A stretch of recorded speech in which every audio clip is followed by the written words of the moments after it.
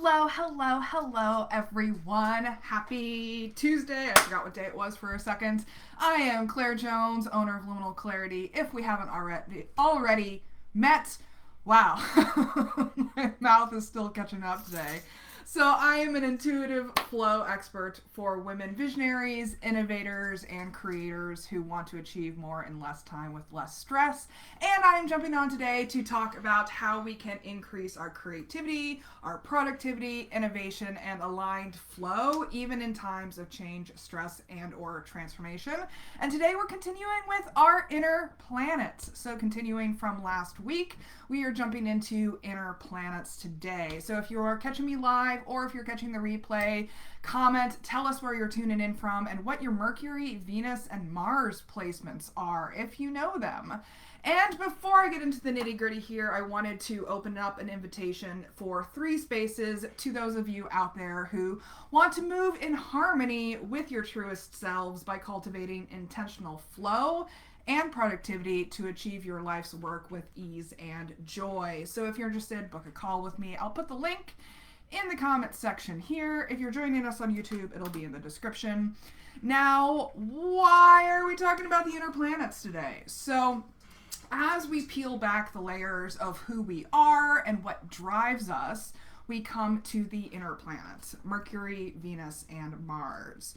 So these planets orbit closest to Earth and represent how we express the main facets of our personality. So Mercury rules our mind, intellect, and communication styles. Venus rules how we express our love styles, values, and creativity. And Mars rules how we express our physical activities, attractions, and sexuality. So learning about our inner planets, we discover this language to describe our everyday complexities and inconsistencies. So for example, my Mercury is in Aquarius, and both Venus and Mars are in Capricorn for me. And so as you might remember from my lives last week, Aquarius is all about freedom, eccentricity, self-expression, innovation, invention, and humanitarianism.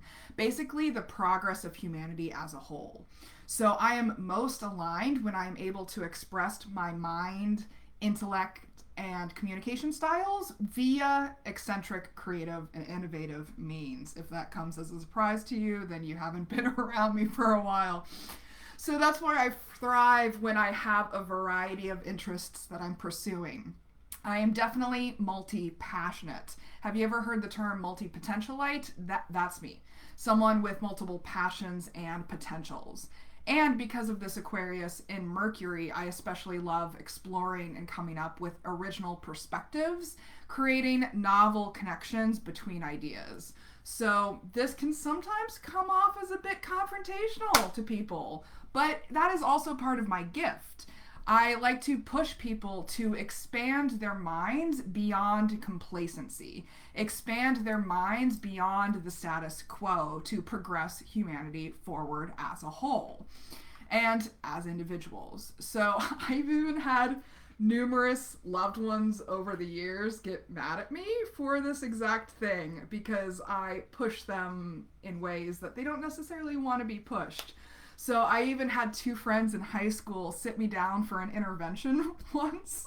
They took me to a coffee shop, they sat me down, they were like, we need to talk about this because I was pushing them too much to dream beyond their current relationship and job situations at that time. And they didn't like my pushing, which I totally understand. Like, if there are things that you are willingly complacent about in your life, then you might not want that mirror a lot of the times. And I can piss people off when I show that mirror a lot.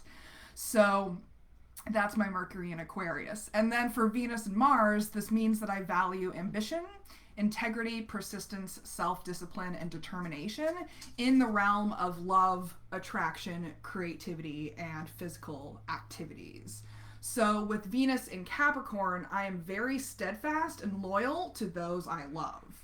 I am very supportive of their ambitions and love assisting them in the work that they do in towards achieving their goals. So as you can see, my Venus in Capricorn goes very well with my Mercury in Aquarius because I am steadfast and loyal in supporting them and pushing them to achieve more.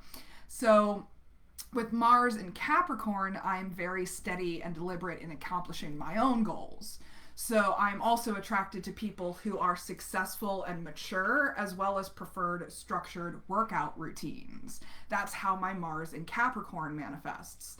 And so with both of these planets in Capricorn, I can sometimes become way too structured and rigid, sometimes falling into workaholicism. But luckily, my Mercury in Aquarius provides novelty and innovation to shake things up and provide balance. Plus, my Pisces, Moon, and Sun help me tap into the emotions that Capricorn wants me to suppress. So it's all about balance at the end of the day and navigating these facets with awareness so that you don't fall too far into the maladaptive behaviors that can self-sabotage your progress on your life's work. So my Venus is going to balance my Mercury. My Pisces is going to balance my Capricorn. And so having a clear view of how your birth chart works together is super important. But today we're going to focus on the inner planets. So is anyone relating to this? I'm sure there are a lot of you out there, how we navigate these complexities and inconsistencies in our day-to-day lives. So if you're interested in getting clear on your own identity, I'm opening up these 3 spaces to those of you out there who want to achieve more in less time with less stress. So book a call with me if you want to chat. Now let's get into the nitty-gritty with the inner planets. So starting with Mercury, our placements indicate how we speak, learn, write, and reason. So it describes our analytical minds and influences how we like to exchange ideas and assimilate and learn new information. So it points to our curiosities and our interests to the subjects that we are most likely to enjoy studying. I even have a working theory that our Mercury placements predict what kind of genres of books, movies, and shows that we are most drawn to. At worst, these tendencies can turn into rigid prejudices, rationalizations, and judgments. At best, they can help us relay information with precision and communicate with one another more efficiently. So I'm not going to go over each of the signs individually for Mercury placements because I'm covering 3 different planets today, but I want to give you some examples. So let's look at Mercury and Aries, for example. These placements are assertive, they are forceful and direct in their communication styles, they have impatient minds, and often gloss over details. So they are typically talented at initiating projects, but need to work on follow-through. In contrast, let's look at Mercury in Cancer. These placements are gentle, intuitive speakers. They are very adept at feeling out their audience and adapting their approach accordingly.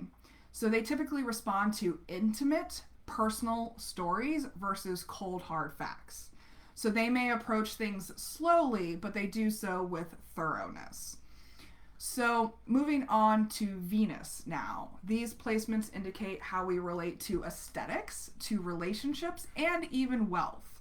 So ruling creativity and pleasure, our Venus tells the story of how we attract others and express ourselves creatively. So at worst, it can teeter into vanity, manipulation, and superficiality, but at best, it helps us cultivate a sense of belonging and acceptance. So let's look at Venus in Taurus, for example. These placements are very easygoing, steady, and sensual. They are careful about establishing relationships because they give so much of themselves in these relationships. It is all about fully enjoying the earthy, tactile pleasures with these folks. So in contrast, let's look at Sagittarius in Venus. These placements are fun, friendly, cheerful, and very, very sociable. They are adventurous and enjoy connecting with a broad range of people. Friendships tend to be easier for them than long-term relationships for these folks. They love having a collection of adventure buddies who will travel with them often. So see the difference between these different placements. So, moving on to Mars, these placements are all about our physical energy and our style of aggression and our sexuality. So, it shows us what captures our attention at first glance and who sparks our more primal attractions. So, at worst, it can show up as aggressive and insensitive, and at best, it can show up courageously with more than enough energy to take action when needed. So let's look at Mars in Gemini, for example. These placements tend to exert their energies toward matters of the mind. They pride themselves in wit and their gift of debate, enjoying intellectual contests and sparring. Think of like trivia teams. This Mars and Gemini would be a very competitive trivia team. Their entry point to sexuality is actually through words and conversation, finding flirtation to be deeply arousing. In contrast, let's look at Mars and Pisces. These placements tend to exert their energies towards fantasy and emotion, sometimes lacking in practicality and physical energy. These are sensitive souls who are drawn to partners who are gentle, spiritual, and compassionate. They merge completely with their loved ones, finding that the act of sex is a spiritual experience for them. So, see how these each show up differently depending on which sign is with which planet on your chart. So, by understanding these placements better, we can understand how our energies express themselves in everyday scenarios. And that's pretty much it for today. So if you are interested in learning more, book a call with me. Let's talk about the best way to create a custom mix of mental, emotional, spiritual, and physical wellness practices and support systems that will combine the power of neuroscience, spirituality, and wellness practices and achieve your goals while having way more fun in the process. So you too can reach and maintain flow state even in times of change, stress, and or transformation. So I can't wait to support you all. In the meantime, please join me for more of these Facebook Lives where I'll be doing a deeper dive into each of these areas and providing practical tips, tools, and recommendations. I'll be jumping on tomorrow to talk about these social planets. So we're getting into Jupiter and Saturn. And until then, remember that your authentic self is extraordinary, it is wonderful, and you owe it to yourself to create the elevated life that you know you are capable of. Take care, everyone. Bye.